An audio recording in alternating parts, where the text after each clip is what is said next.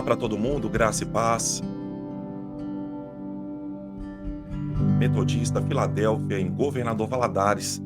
E esse é o nosso Café com Cristo devocional. Então seja bem-vindo, seja bem-vinda ao nosso Café com Cristo devocional de hoje.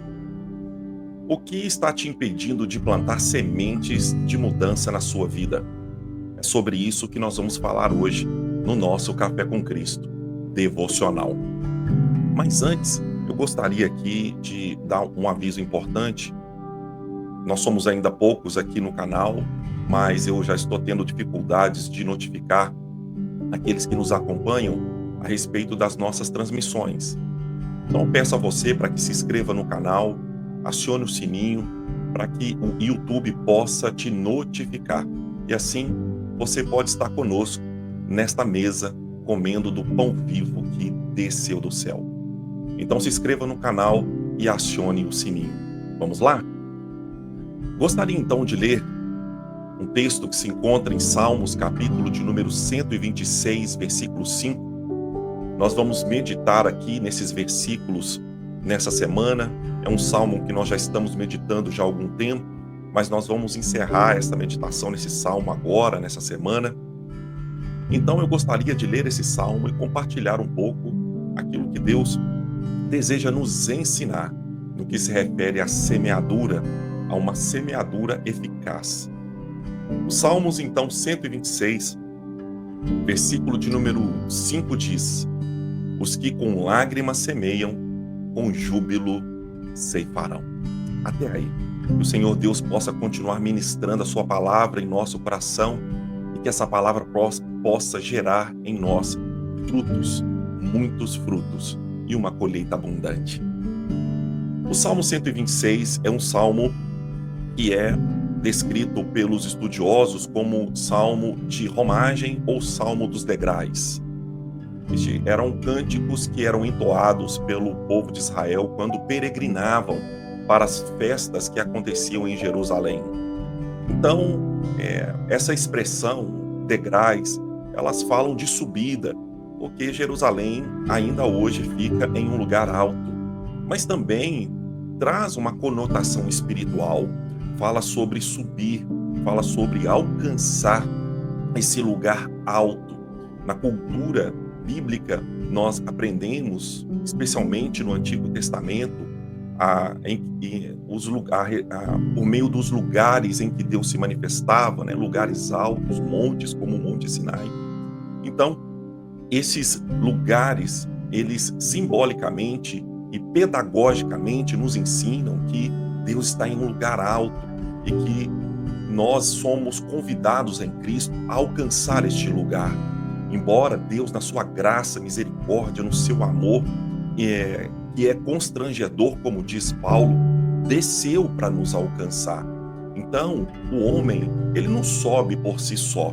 Ele não sobe pelas suas próprias forças, como aconteceu no episódio da Torre de Babel, quando o homem começa então a construir uma torre e, usando seus conhecimentos, suas técnicas de construção, visa alcançar a Deus, visa alcançar este lugar.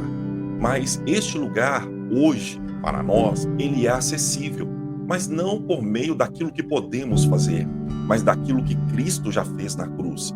Então, por meio de Cristo, há uma promessa para nós de que nós podemos alcançar o trono da graça. Então, esses salmos eram salmos que traziam esse entendimento de que a casa do Pai está com as portas abertas para nos receber novamente, para receber você novamente em Cristo Jesus. Então, o Salmo 126 vai falar sobre isso. E o conteúdo desse cântico conta uma história em que Israel viveu no seu momento de história na terra, né? Eles haviam sido deportados pelos babilônicos e eles passaram décadas na Babilônia, e Deus então poderosamente faz com que o povo retorne para sua terra. Então o Salmo 126 vai falar sobre essa memória de um Deus que faz, de um Deus que opera, de um Deus que pode transformar realidades. E o povo então cantava isso. Só que Deus ele não opera apenas no passado, Deus é Deus também do presente. Então o Salmo 126 também fala de um Deus que opera agora, que atua agora. Então no versículo 4 deste Salmo, vai falar sobre o Deus do presente, vai falar sobre o Deus que ouve o nosso clamor. Então no versículo 4, o salmista ele clama: restaura a nossa sorte como as torrentes do Negueb. Ele estava vivendo um momento presente muito desafiador. A nação, o povo que volta para Jerusalém, encontra uma cidade em ruínas. E aquela obra de restauração era grande demais para que eles pudessem então realizar sozinhos. Então eles clamaram a Deus. Enquanto eles clamavam, Deus então começou a mobilizar recursos para que Jerusalém fosse restabelecida novamente. Então, o Salmo 126 também nos fala sobre isso. Enquanto nós caminhamos, enquanto peregrinamos por esta terra, nós lembramos de um Deus que operou ontem, mas de um Deus que nos abençoa agora, um Deus que ouve o nosso clamor agora, um Deus que viabiliza a continuidade desta peregrinação em direção ao destino. Então Deus, neste momento, está ouvindo a sua oração, ouvindo o seu clamor e levantando recursos para que você prossiga e alcance este lugar desejado, esse destino desejado, já revelado em Cristo Jesus. O Deus, ele deseja que você chegue lá. E você irá chegar se você crer. E você irá chegar se você permitir que Deus, então, pavimente esse caminho para que você chegue. Então, o Salmo 126, no versículo 4, vai falar sobre este presente.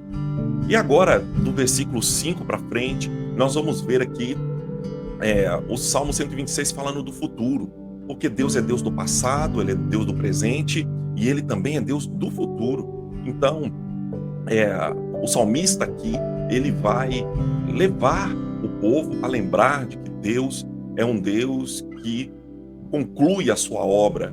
Deus é um Deus que nos faz sonhar com o futuro e com realidades impossíveis, improváveis, mas que são realidades possíveis por meio da fé naquilo que Deus pode fazer, nos seus projetos intencionais, nos seus planos para cada um de nós. Como diz a própria palavra, os pensamentos de Deus a respeito de nós não são pensamentos de mal, mas são pensamentos de paz para realizar os desejos, para realizar o propósito estabelecido por Ele mesmo para cada um de nós. Então o Salmo 126, versículo 5 vai falar desse futuro. E nesse versículo o texto diz: os que com lágrimas semeiam.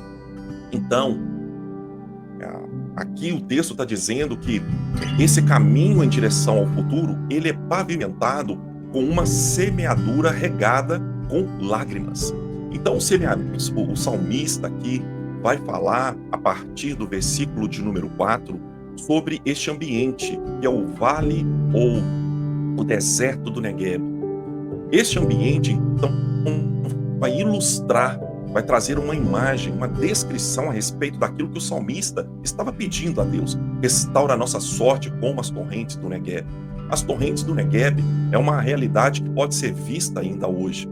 Fica numa região desértica, lá na Palestina, e este cenário abarca um evento tremendo. Águas que vêm das montanhas de Jerusalém, águas que vêm das chuvas que lá caem, do degelo. Então, estas águas, elas vêm descendo as montanhas em direção ao deserto, abrindo rios. Então, o salmista, ele está buscando a Deus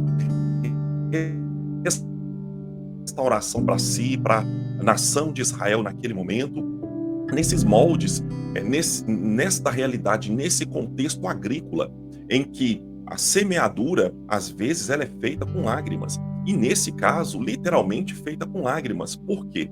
Porque essa semeadura, ela era feita no deserto, em um ambiente inóspito, em um ambiente desfavorável a qualquer tipo de plantio. Mas aquela semeadura era possível porque as águas que vinham das montanhas, elas faziam com que aquele solo seco se tornasse em um solo fértil. Então, enquanto essas águas não desciam, eles semeavam. E essas águas, elas desciam, e elas não desciam ali pré-anunciadas por nuvens ou ventos de chuva. Não, eles simplesmente semeavam debaixo de sol. Então, semeavam com lágrimas. E aqui nós aprendemos, queridos, que as lágrimas nas mãos de Deus, elas não são desperdiçadas. Salmos capítulo de número 56, versículo 8 diz: Contastes os meus passos quando sofri perseguições. Coleste as minhas lágrimas no teu odre. Não estão elas escritas no teu livro? Então, cada lágrima derramada pelo povo naquela semeadura no deserto não era desperdiçada. Deus guardava cada uma delas em uma garrafa, em um odre. Deus contabilizava cada uma delas. Essa palavra lágrimas, além de trazer, essa ideia do choro, ela também traz a ideia de derramar a alma. Então, enquanto eles semeavam, eles derramavam a alma. Então, o salmista, ao orar, ele diz, os que com lágrimas semeiam, ou seja, aqueles que vão semeando e vão derramando a sua alma, suas angústias, suas aflições, os sentimentos decorrentes dos desafios vindos de uma colheita de uma semeadura vinda desta natureza. Então, ao derramar estas lágrimas, então Deus iria contabilizar cada uma delas. Essas lágrimas serviriam de adubo para essa semente que estaria sendo ali semeada. E aqui é um contraste nesse versículo, Fala de lágrimas, mas fala de riso. A palavra riso também traz a ideia de canto de vitória. Ou seja, são lágrimas, não são lágrimas de desespero, não são lágrimas de falência total, mas são lágrimas que predizem um cântico de vitória. São lágrimas momentâneas, como diz o salmista. O choro pode durar uma noite, mas a alegria vem ao amanhecer. Então o agricultor semeava com lágrimas, mas na certeza de que ele iria celebrar com cânticos de vitória. Então, a restauração que vem de Deus requer de nós essa fé de que Deus está contabilizando aqui as nossas lágrimas. Então, não pare de semear, mesmo em tempos de choro, porque Deus está contabilizando cada uma delas. A semeadura é um ato de fé. Como nós falamos aqui, o agricultor, ele semeava, mesmo em um ambiente plenamente desértico, árido, um ambiente que não dava viabilidade em si mesmo para o germinar daquela semente, mas ele esperava com que aquele evento sazonal acontecesse. O vir das águas das montanhas que transformaria então a realidade do solo. Mas enquanto isso não acontecia, ele semeava, esperando o dia da chegada das águas. Então existem semeaduras que são feitas a partir da fé. Paulo diz que nós não nos guiamos pelo que vemos, mas pelo que cremos. Hebreus capítulo 11, versículo 1 diz que a fé é um fundamento. A fé é uma esperança das coisas que não se veem, mas que se esperam. Então a palavra hebraica para fé aqui é fundamento inabalável. Ou seja, a fé, ela não é apenas um sentimento, mas uma base sólida que sustenta nossas escolhas e ações. Então, se queremos que Deus ele restaure a nossa vida, nós precisamos dar uma resposta de fé para Deus. É necessário que haja uma atitude de fé, começar a semear. Então, não adie mais aquelas decisões que você precisa tomar. Tome as decisões necessárias, aquelas que você precisa tomar. Se você não sabe o que fazer, coloque-se diante do Senhor, ore, busque direção, busque entendimento, mas não permita que você perca o tempo da vinda das águas, porque quando as águas vierem, as sementes precisam estar lá. As sementes precisam estar semeadas na terra para que elas encontrem a condição necessária para a frutificação. Então eu quero encerrar, queridos, essa devocional hoje, trazendo esse entendimento para nós. Deus deseja mudar a nossa realidade, o que está impedindo você de semear uma semente de mudança. Haja com fé, confie no Senhor, semeie mesmo em tempos improváveis. Amém? Vamos orar? Senhor, eu quero te agradecer pelo dia, bondade e misericórdia que tem nos alcançado. Eu quero aqui orar por cada vida. Abençoe cada vida hoje, Senhor, em nome de Jesus. Que o Senhor possa alcançar aqui cada vida, Pai. Renove a fé, renove a esperança, as convicções, ó Deus, na tua palavra. Que possam, meu Deus, se moverem por esta fé. Que possam semear, ó Deus, neste deserto, na esperança de que as águas virão. Que tenham um dia abençoado, um dia vitorioso em Cristo. Que possam encontrar no Senhor o conselho, a palavra, a direção. Senhor, muito obrigado por tudo aquilo que o Senhor tem feito e muito obrigado por tudo aquilo que o Senhor irá fazer. E cremos que as águas já estão descendo das montanhas. Senhor, muito obrigado. Em nome de Jesus eu oro e agradeço. Amém.